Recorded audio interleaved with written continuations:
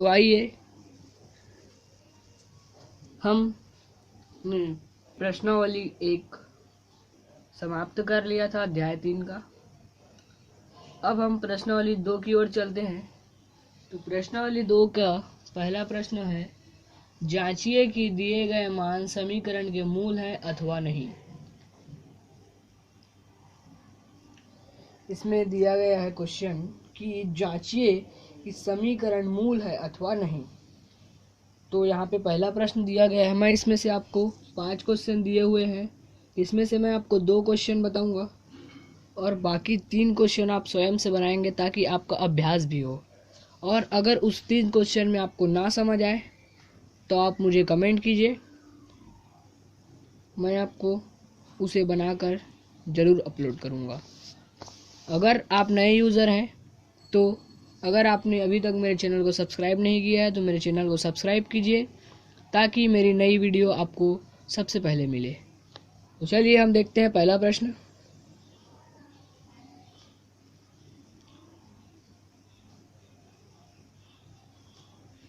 ये प्रश्नावली 2 पहला प्रश्न दिया है। इसमें 2x का स्क्वायर प्लस x माइनस 6 बराबर 0। ये हमें पहला प्रश्न दिया है। तो देखिए यहाँ पे हमें 2 मान दिए हुए हैं। जब हम हल करेंगे तो यहाँ पे हमें 2 मान रखकर हल करना होगा। तो इसमें पहला मान दिया गया है x बराबर 2 और दूसरा मान दिया गया है x बराबर माइनस 3/2। ये 2 मान हमें दिए गए हैं इसमें। तो इस 2 मानों को हमें 2 बार अलग अलग इसी समीकरण पे रखना है। तो चलिए सर्वप्रथम हम इसे हल करने की ओर आगे बढ़ेंगे। तो सर्वप्रथम हम इस समीकरण को लिख लेंगे और इसे समीकरण 1 दे देंगे, क्योंकि हमारा समीकरण इसमें एक ही है तो 1 दे दिए। अब यहाँ पे लिखेंगे हम समीकरण 1 में x बराबर 2, यानी ये पहला वाला मान x बराबर 2 रखने पर। अब ये जो यहाँ पे देखिए x दिया हुआ है, यहाँ पे x दिया हो गया है, इसके स्थान पर हम x की घात में 2 रख देंगे। x के स्थान पर 2 रख देंगे। सॉरी मैंने घात बोल दिया था। तो चलिए देखते हैं इसे। तो देखिए 2, अब x के स्क्वायर, तो ये 2 का स्क्वायर हो जाएगा, गुणा है, बीच में है कुछ नहीं है अर्थात गुणा होता है। तो यहाँ पे 2 x का मान की जगह पे 2 रख लिया। अब इसके स्क्वायर है इसलिए इसको हमने कोष्टक पे करके स्क्वायर ले लिया। उसी प्रकार प्लस का चिन्ह है, हमने प्लस ले लिया। x का मान 2 है, 2 रख दिया x का मान। माइनस 6 है, माइनस 6 रख दिया यहाँ पे। इसके पश्चात 0 है तो 0। अब इसको हम हल करेंगे तो ये 2 इतना ही आ गया। अभी फिलहाल हम लोग इस स्टेप को कोष्टक हल करते हैं। देखिए फिर क्या हो जाएगा, 2 का 2 के साथ जब वर्ग होगा तो 2 गुणा 2 हो जाएगा, तो 2 दूनी 4। अब यहाँ पे हम हल करते हुए आगे बढ़ेंगे। आप यहाँ पे देख ही पा रहे होंगे कि माइनस और प्लस माइनस होता है, पे दिख रहा है माइनस प्लस माइनस होता है। अब पिछले कक्षा में इसमें हमने पढ़ा है चिन्ह के बारे में। तो प्लस माइनस माइनस होता है, तो बड़ा 6 है इसलिए इसमें माइनस लग जाता है, और 6 प्लस माइनस माइनस होता है इसलिए 6 में से 2 घट जाएगा तो बचेगा 4, लेकिन माइनस पे। अब इधर आके बराबर जो शून्य बचा हुआ था उसे हमने लिख दिया है। अब इस स्टेप को हल करेंगे तो 4 दूनी 8 हो जाएगा और माइनस 4 हो जाएगा, बराबर में 0। अब देखिए 8 में से 4 को घटाएंगे तो बचेगा 4, बड़े पे प्लस है इसलिए प्लस, बराबर 0। तो यहाँ पे देखिए 4 बराबर 0 आ गया। अब इसी में हम देखते हैं दूसरा मान को रखने पर, ये वाला। तो देखिए मान दूसरा को रखते हैं हम, x बराबर माइनस 3/2। ये हमारा दूसरा मान है, इसे हम रख लेंगे। तो लिखेंगे यहाँ पे समीकरण 1 में x बराबर माइनस 3/2 रखने पर। ये तो देखिए यहाँ पे जब हम मान को रखेंगे तो इस मान को देखिए हम रखते हैं।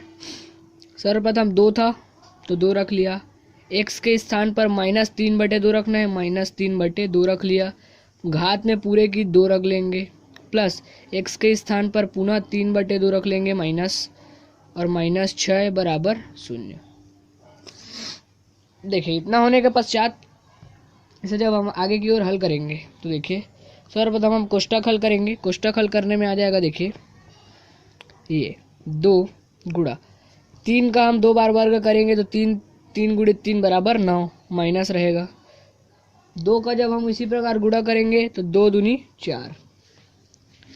अब देखिए यहाँ पे जब हम इस कोष्ठक को हल करेंगे तो माइनस है, यहाँ पे प्लस है, तो प्लस माइनस माइनस हो जाएगा, इसलिए यहाँ पे माइनस आ जाएगा, और 3/2। अब यहाँ पे -6 बराबर 0। बाकी स्टेप को हम पुनः उसी प्रकार उतार देंगे।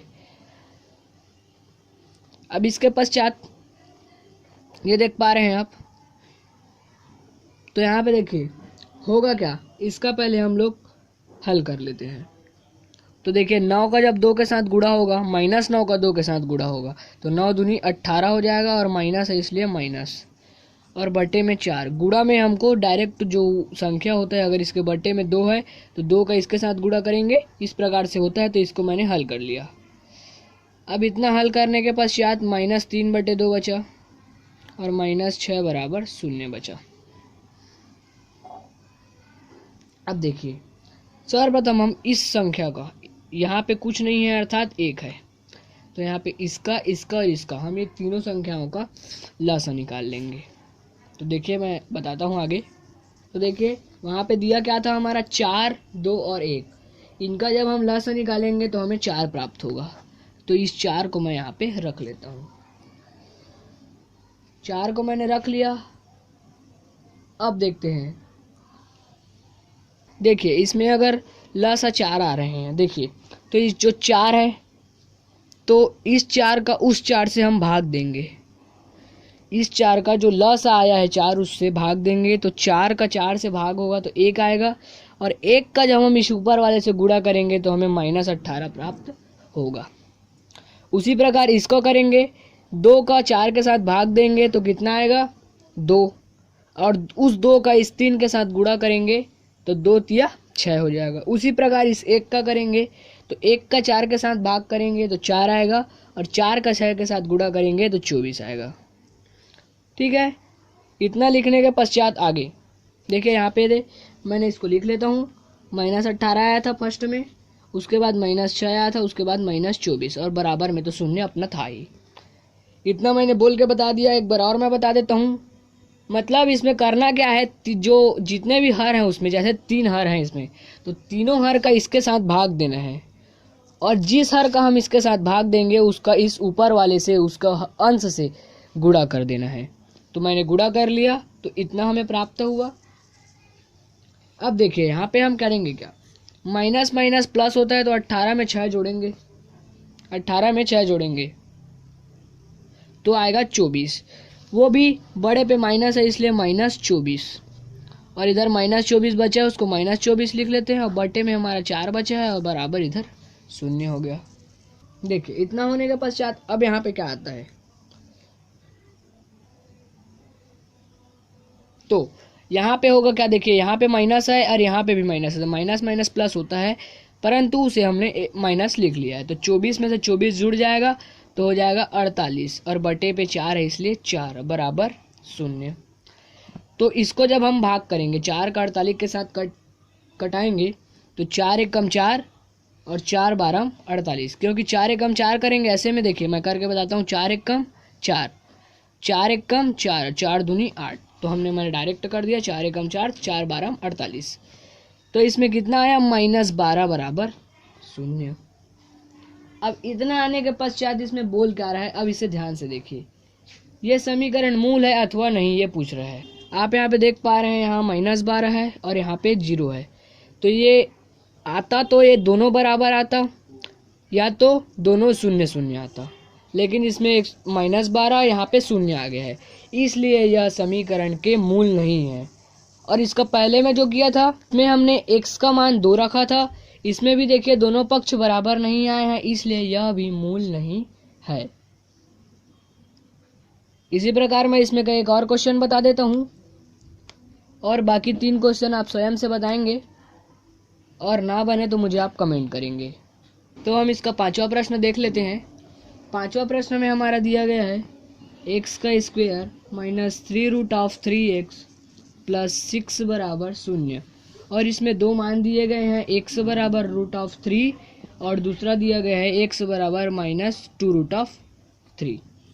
तो चलिए हम इसका हल देखते हैं। तो चलिए इसे हम हल करते हैं। तो सर्वप्रथम x बराबर √3 रखेंगे। तो ये x का जो मान दिया गया है ये उसमें हम इस x के स्थान पर रखेंगे। तो मैं डायरेक्ट हल करता हूँ, क्योंकि पहले प्रश्न में मैं समझा चुका हूँ। तो इसे मान रखता हूँ। तो इसमें मान आएगा तो √3 का होल स्क्वायर माइनस 3√3 x के स्थान पर √3 प्लस 6 बराबर 0। ये इतना होने के पश्चात जब रूट ऑफ का गुणा होता है तो रूट हट जाता है। तो 3√3 और √3 का गुणा होगा तो यहाँ पे 3 आ जाएगा माइनस। अब देखिए यहाँ पे पुनः वही सिचुएशन बन रहा है, इसका गुणा होगा क्योंकि ये दोनों रूट में है। इसका गुणा हो जाएगा तो फिर ये पुनः 3 आ जाएगा। इधर 3 बचा है वो 3 प्लस 6 बराबर 0। अब यहाँ पे देखिए 3 माइनस 3 तिया 9 प्लस 6 बराबर 0। अब देखिए ये वाला भी प्लस में टर्म है, ये वाला भी प्लस में है, तो इसको पहले हम जोड़ देंगे। तो 6 में 3 जुड़ेगा तो आ जाएगा 9 और माइनस 9 बराबर 0। तो देखिए 9 में से 9 हो गया 0 बराबर 0। देखिए ये बराबर हो गया संख्या। देखिए आप देख पा रहे हैं यहाँ पे दोनों संख्या बराबर हो गई हैं आमने सामने की, अतः यह मूल संख्या समीकरण है। यह जो समीकरण है यह मूल संख्या है। इसका हम x बराबर -2√3 में चेक करते हैं कि x बराबर -2√3। तो इसमें हम मान रखते हैं तो हो जाएगा -2√3 माइनस 3√3 और कोष्टक में 2√3 प्लस 6 बराबर 0। देखिए ये इस प्रकार मैंने इसे लिख लिया है। अब इसे हल करते हैं। तो देखिए यहाँ पे स्क्वायर लगा हुआ था, मैंने स्क्वायर लगा दिया। -2 का जब हम स्क्वायर करेंगे तो -4 आ जाएगा, और √3 का 2 बार गुणा होगा तो गुणित 3 हो जाएगा। -3 √3 हम पुनः लिख लेंगे। और अब देखिए यहाँ पे सिचुएशन बन जो रहा है, √3 का गुणा होगा तो कितना हो जाएगा, √3 का गुणा होगा। तो यहाँ पे देखिए, यहाँ पे अब आप कंफ्यूज हो जाएंगे कि इसे हम करें कैसे। तो देखिए ये जो 3 है, ये जो -2 है, इसे हम पहले गुणा कर देंगे। इसे हम पहले 3 और 2 का गुणा करेंगे। तो देखिए मैं इसको सेकंड स्टेप में आपको बताता हूँ, तब तक के लिए इसे मैं इतना ही उतार के आगे बढ़ा देता हूँ। तो देखिए यहाँ पे हो गया -4 गुणित 3। अब इसे जब हल करेंगे 3 का -2 के साथ गुणा होगा, क्योंकि इसके आगे में माइनस है और इसमें भी माइनस है, तो ये संख्या प्लस हो जाएगी और 3 में 2 का गुणा हो जाएगा तो 6 हो जाएगा। अब √3 का, क्योंकि देखिए अगर इसका गुणा करेंगे तो नहीं होगा, √3 का √7 संख्या का संख्या के साथ। तो देखिए √3 का √3 के साथ गुणा हुआ तो यहाँ पे 3 आ गया। अब इधर जो +6 है उसे लिख दिया हमने और 0 लिख दिया। अब देखिए इतना होने के पश्चात अब इसका गुणा कर देंगे तो 4 तिया 12 माइनस में, और प्लस में 6 का 3 के साथ गुणा होगा तो 6 तिया 18 और प्लस 6 बराबर 0। अब देखिए 18 में हम 6 को जोड़ सकते हैं क्योंकि दोनों संख्या प्लस है। तो 18 में हम 6 को जोड़ेंगे तो हमें 24 प्राप्त होगा। 18 में जब हम 6 को जोड़ेंगे तो हमें 24 प्राप्त होगा। 24 प्राप्त होगा तो हमने इसे 24 लिख दिया। अब प्लस पे -12 बचा हुआ है बराबर 0। अब इतना के पश्चात अब होगा क्या, अब देखते हैं। यहाँ पे देखिए -12 प्लस 24, ठीक है।